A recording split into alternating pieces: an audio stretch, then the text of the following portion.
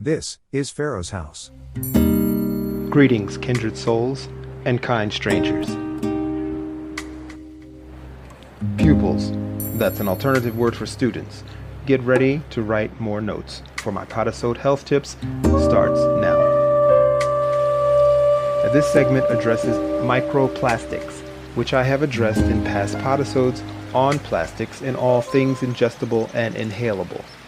Read any current article on the microplastics subject, and 9 times out of 10, each article will conclude that current scientific research does not know the long-term effects of microplastics on human health.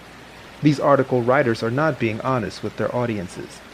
Petrochemical industrialists have known for at least the last 25 years what harmful effects nanoplastics have on immune response.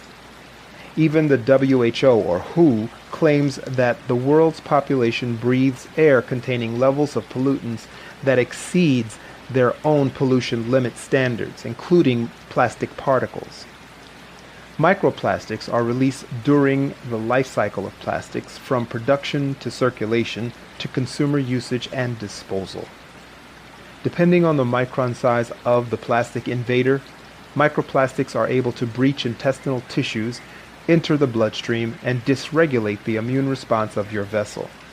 Microplastics encourage blood thickening, abnormal clotting, inflammation, and increased presence of prions or misshaped proteins, which have been attributed to causing neurodegenerative diseases, autoimmune diseases, and proliferation of pathogens like viruses and parasites. When you hear the word prions, think mad cow disease. But beyond all that, microplastics trap so-called spirits in a sentient vessel, similar to what happens when a river or stream becomes clogged with plastics. The river will then enter self-destruct mode, depending on the chemicals and energies leaching into the water. Flora and fauna begin to mutate or become sterile.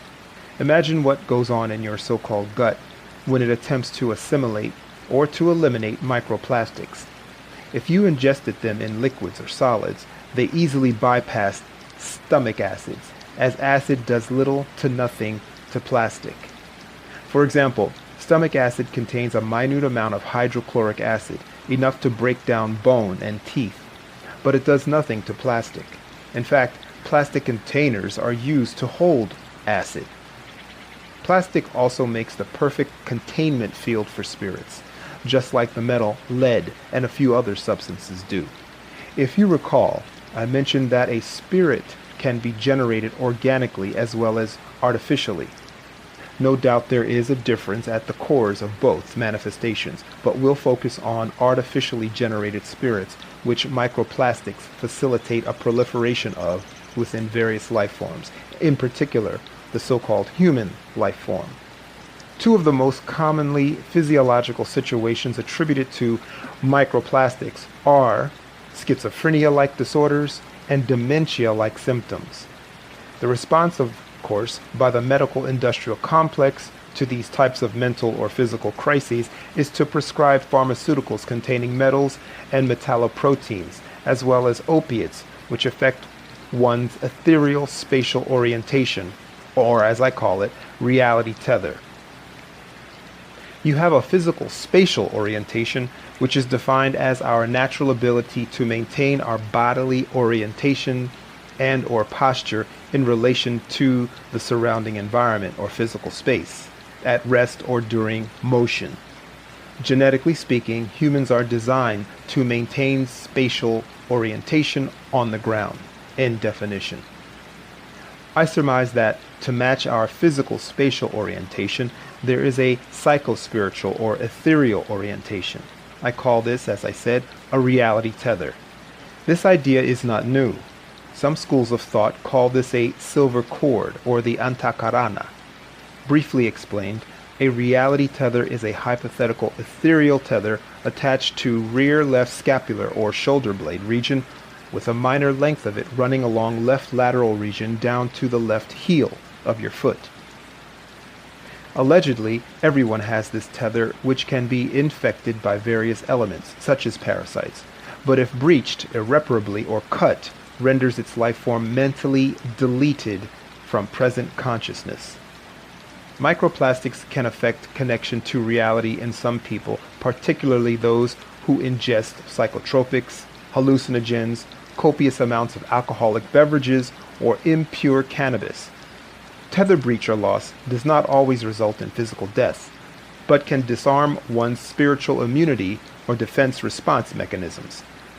We see evidence of this with severe mood swings, violent emotional response, bipolar disorders, and severe depression, to name a few.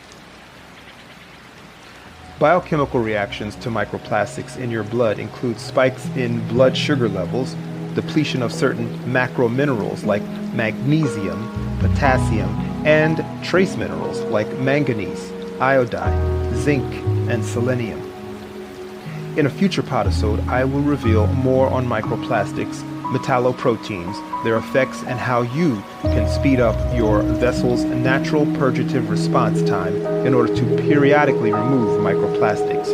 Know that this is a band-aid.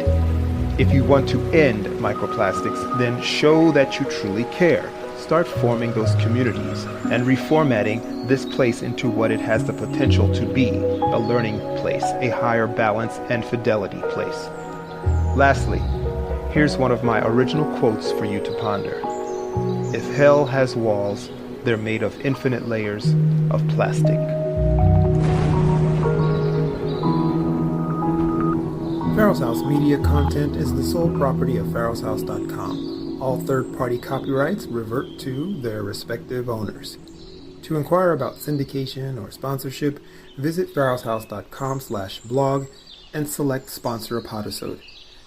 Also consider becoming a member of pharaohshouse.com by subscribing today or by becoming a supporter at patreon.com/pharaohshouse.